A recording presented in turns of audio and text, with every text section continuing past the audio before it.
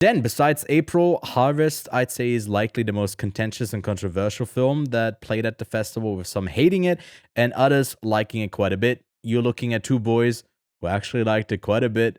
It's led by Caleb Landry Jones, which is already a big plus for you, Kevin, as you like him quite a bit. Yep. And it's set in a small village that is isolated from aristocrats trying to exploit it. The town is pretty self-sustaining and is not too keen on newcomers because they could ruin what they got going after all. So that sort of xenophobia might be actually warranted when someone enters the town as a map maker and starts drawing up a map of the land. And that paired with great cinematography, great production design, and then Henry Melling, I think is the name of the other one of the other leads, who most people probably know when he was way heavier in the Harry Potter films, and Caleb Landry Jones.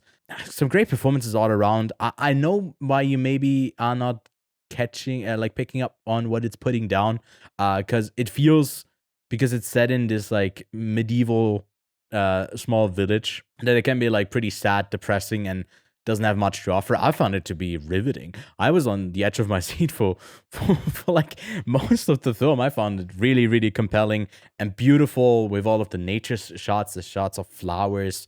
Great cinematography.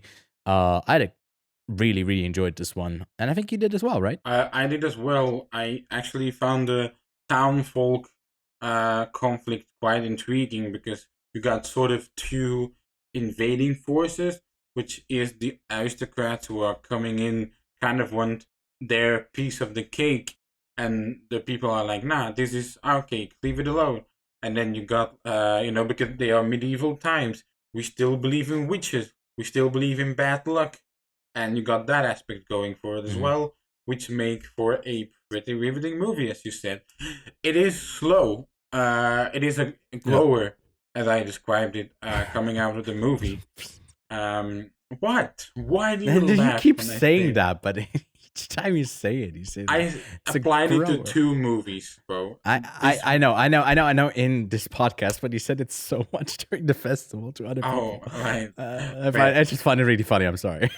Yeah, but this movie really grows on you. And we both were also thinking about the Promised Land, which in every aspect, Harvest is it's like a tier under the Promised Land. It's not as great as that, but it has a lot of things in common. Like the coming up of the capital. Yeah, this is our ground. This is your part. Like, and fighting about it, because it's kind of like free grazing disappearing in the West, right?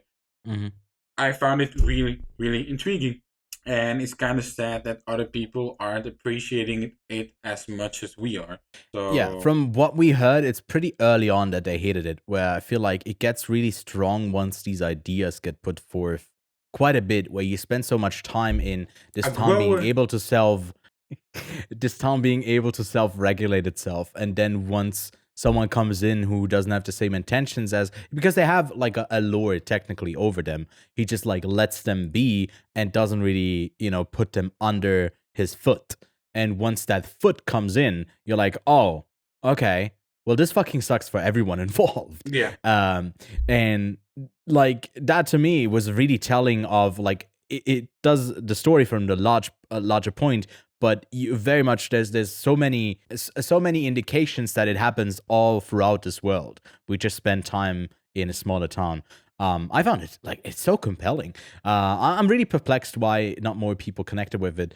Maybe it's because it's for English speakers. Movie. It sounds different.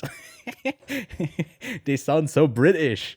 Not so Scottish. I don't know if actually is it set in Scotland or in England. I don't know if they I think it's an unnamed town even. They don't even name where it actually like is. No, it's just a village. Yeah.